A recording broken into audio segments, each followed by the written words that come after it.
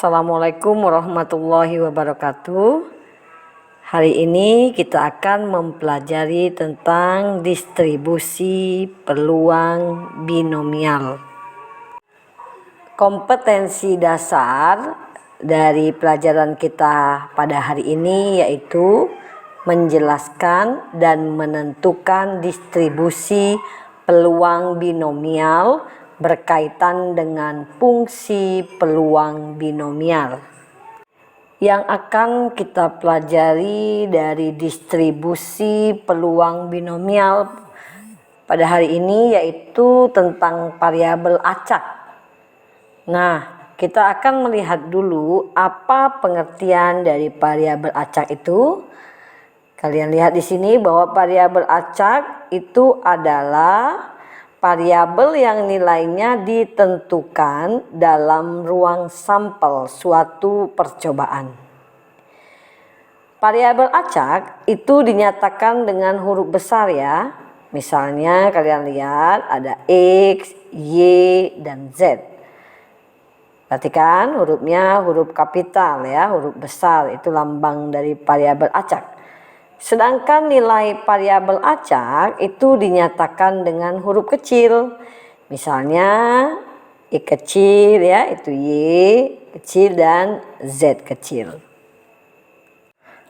Jenis dari variabel acak itu ada dua, yaitu yang pertama variabel acak diskrit di mana diperoleh dari hasil menghitung atau membilang dan nilainya berupa bilangan bulat, itu variabel acak diskrit ya.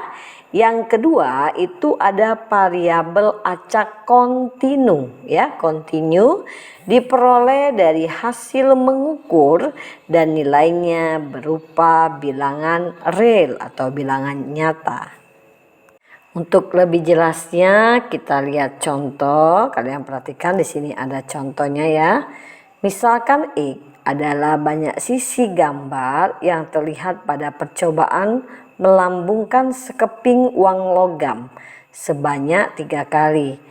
Lihat di sini sekeping uang logam berarti ada angka dan ada gambar. Sekarang kalian lihat, kalian perhatikan. Kita lihat dulu karena dia percobaannya sebanyak 3 kali. Perhatikan ruang sampelnya, ini sudah kalian pelajari sebelumnya ya, bahwa ruang sampelnya itu dilambangkan dengan S. S sama dengan kalian lihat yang pertama itu bisa ketiga-tiganya angka ya, atau ditulis dengan angka ya, sampai di situ ada bisa ketiga-tiganya gambar ditulis G atau gambar ya. Jadi ruang sampelnya bisa kalian lihat di sini bahwa itu ada AAA berarti tiga-tiganya gambar, AAG artinya 2 angka 1 gambar ya, AGA itu 2 angka juga 1 gambar ya, GAA juga 2 angka 1 gambar ya, sampai yang terakhir itu semuanya gambar atau GGG ya. Kalian lihat di situ ada nilai X sama dengan 0 ya, dilambangkan X sama dengan 0 jika muncul ketiga-tiganya angka. Ya, nilai X sama dengan 1 jika muncul salah satunya itu kalian lihat 2 angka 1 gambar ya, itu X-nya sama dengan 1. Nilai X sama dengan 2 jika dia muncul 2 gambar ya. Muncul 2 gambar itu nilai X-nya sama dengan 2. Selanjutnya kalau nilai X-nya sama dengan 3 jika muncul ketiga-tiganya gambar. Distribusi peluang variabel acak diskrit ya, itu dinotasikan yang pertama kalian lihat dengan fx. Fx sama dengan P ya, P besar kalian lihat itu X ya, Px. Selanjutnya distribusi peluang variabel acak diskrit dapat dinyatakan dalam bentuk tabel grafik atau fungsi. Selanjutnya lagi dari variabel acak diskrit itu bahwa sifat-sifat peluang variabel acak diskrit itu ada dua.